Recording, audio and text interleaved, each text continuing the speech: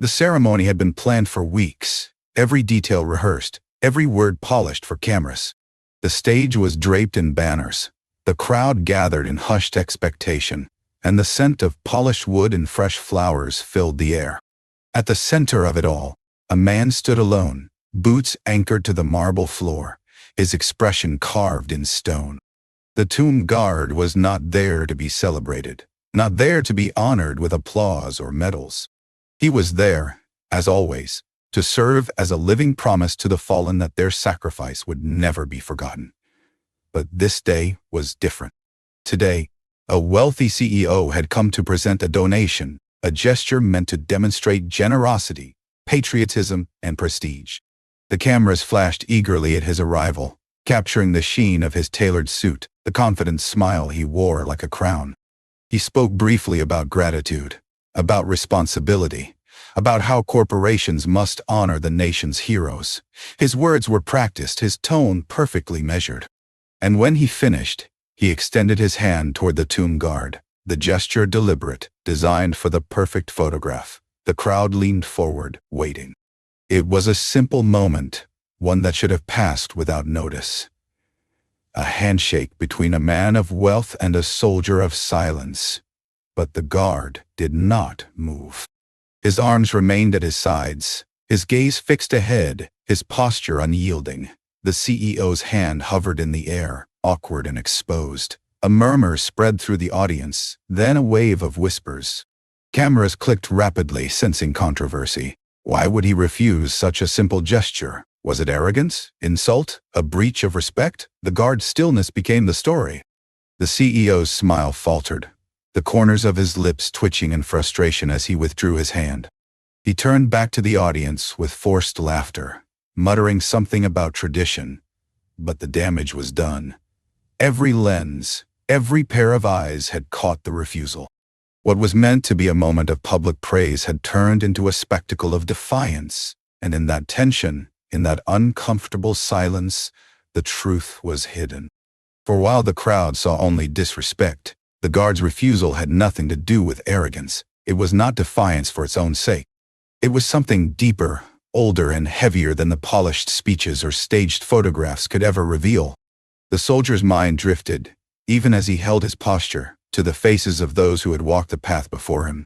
He thought of the oath he had sworn, the sacred duty that bound him not to politicians or executives, but to the memory of the fallen.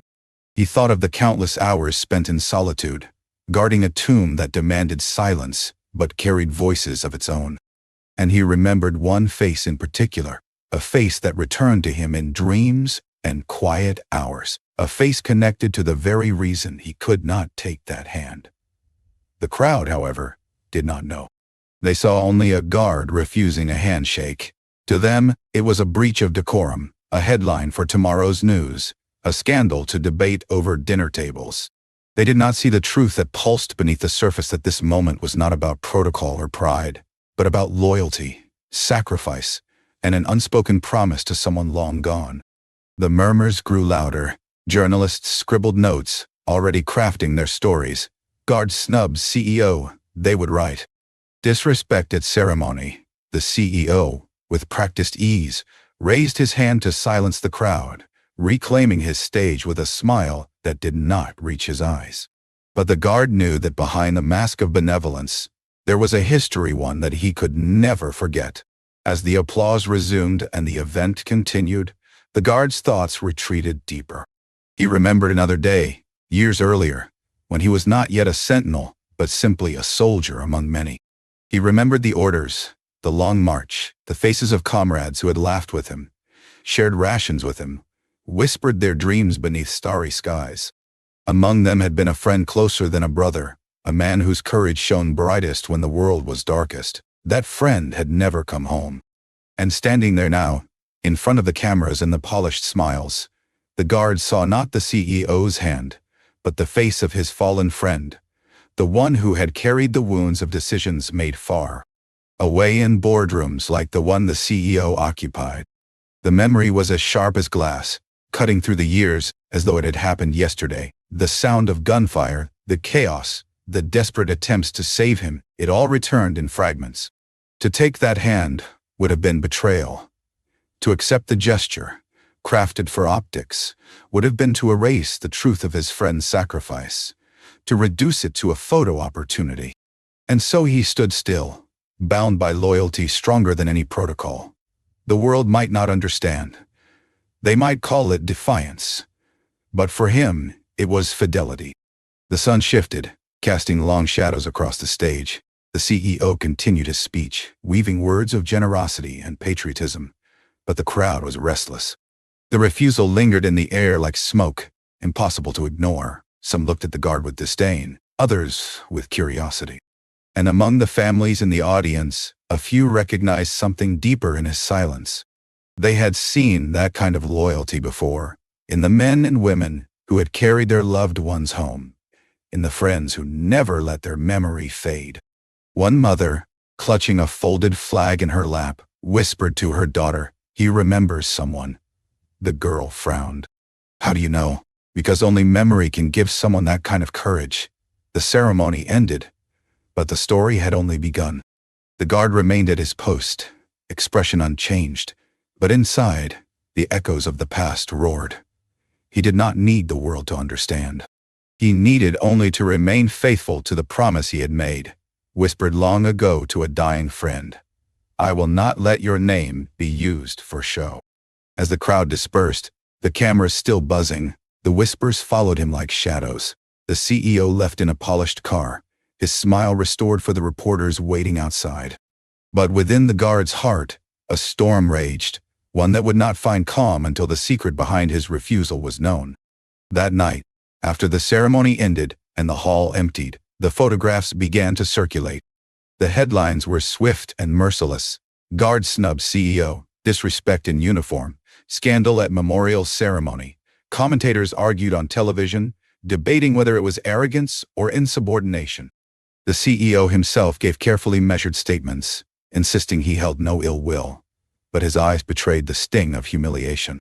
The nation buzzed with speculation, but no one outside the guard's closest circle knew the truth. Alone in his quarters, the guard removed his gloves with slow precision. His hands trembled slightly, not from regret, but from the enormity of what he carried inside. He replayed the moment again and again, the outstretched hand, the cameras flashing, his own refusal.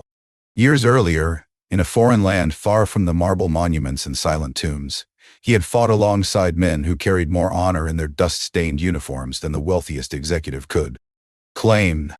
To the world it was a breach of protocol. To him, it was the fulfillment of a promise that had haunted him since the battlefield. Among them was his closest friend, Daniel. Daniel had been the kind of man whose laughter eased fear, whose steady hand calmed chaos. He had spoken often of his wife and newborn son, of his hopes to one day return home and build a life of ordinary joy. But fate had not allowed it. On the day it happened, orders had come down from the top, driven by numbers on spreadsheets and meetings in boardrooms. Corners had been cut, equipment delayed, decisions made with profits in mind rather than lives. And when the ambush came, Daniel was there, exposed by those choices. The guard had fought desperately to drag him to safety, but the wound was fatal. In his final moments, Daniel had gripped his hand and whispered with breath that trembled, "Promise me. Don't let them use us. Don't let them turn this into a show." And then he was gone. The guard had never forgotten. Each silent watch at the tomb was not only for the unknown soldiers, but for Daniel, for every comrade whose sacrifice had been cheapened by men chasing headlines or profit margins. That promise had lived in his chest like a second heartbeat. So when the CEO, whose company had been tied to those very cost-cutting decisions, whose name appeared in reports whispered among veterans, extended his hand, the choice had already been made. He could not, would not, betray the man he had buried with his own trembling hands. The secret remained his alone, but secrets have a way of finding their voice. In the days after the ceremony, rumors spread among the veteran community. Stories resurfaced about the CEO's company, about the flawed equipment, the delayed support, the corners cut that had cost lives. Families began to connect the dots, and slowly the narrative shifted. The guard's refusal was no longer seen only as defiance. It became a question. What did he know? What truth did his silence protect? A week later, a small vigil was held by Gold Star families at the memorial. They lit candles and placed them along the steps, each flame a name, a memory, a story. The guard attended quietly, not in uniform but in plain clothes, blending into the crowd. He stood at the edge, watching the flickering lights, when a woman approached him. Her eyes were weary but kind, her hands clutching a folded flag that had once been presented to her. "You served with my son, didn't you?" she asked. He hesitated, then nodded. She studied his face, and something in her expression softened. "I saw what you did. At first I didn't understand. But then I remembered the stories he wrote in his letters, about the shortages, about the decisions that made everything harder for them. I think I know why you couldn't take that man's hand." Tears welled in her eyes, but they were not of anger. They were of recognition. She placed her free hand on his arm, her grip steady. "Thank you, not for disrespecting him, for remembering. For keeping the promise they can't keep anymore." The words broke something inside him. For so long, he had carried the burden in silence, afraid that speaking it aloud would dishonor his duty. But here, in the glow of candlelight, surrounded by families who bore the scars of sacrifice, he realized that his silence had spoken louder than words. It had been a shield for memory, a refusal to let history be rewritten by those who never paid its price. News of the vigil spread, and with it, a new understanding. What had once been seen as arrogance was now viewed as loyalty. Commentators who had criticized him began to soften, reminded that symbols are not meant for convenience but for truth. And as the story unfolded, even those who had doubted felt a quiet respect.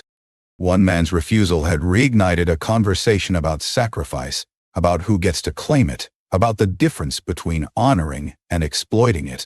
Months later, the CEO's company faced scrutiny, investigations reopening wounds that had long been ignored. But the guard did not seek vindication. He did not want revenge. His only wish was that Daniel's name, and the names of countless others, would be remembered with honesty, not repurposed for gain. Standing once more at the tomb, he felt the weight of his promise settle into peace.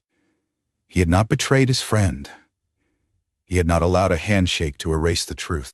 And though the world would move on, though new ceremonies and new speeches would come, this story would remain as a reminder. Sometimes honor is not found in obedience, but in the courage to refuse. As the sun dipped below the horizon, casting the memorial in amber light, the guard whispered a name only he could hear. He closed his eyes, letting the silence embrace him, and in that stillness, he felt tears slip down his cheeks. Not of shame, not of regret, but of love, loyalty, and the quiet victory of keeping faith with the dead. The takeaway was simple but profound.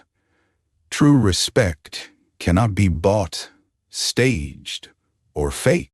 It is lived in choices, in sacrifices, in the moments when one stands alone against the tide. The guard's refusal was not defiance of authority, but allegiance to friendship, to memory, to honor. And so the story ends not with applause, not with headlines, but with a quiet call. Remember the promises you make, and keep them, even when the world does not understand. For in those promises lies the essence of loyalty, the root of respect, and the power to bring tears not from scandal, but from truth.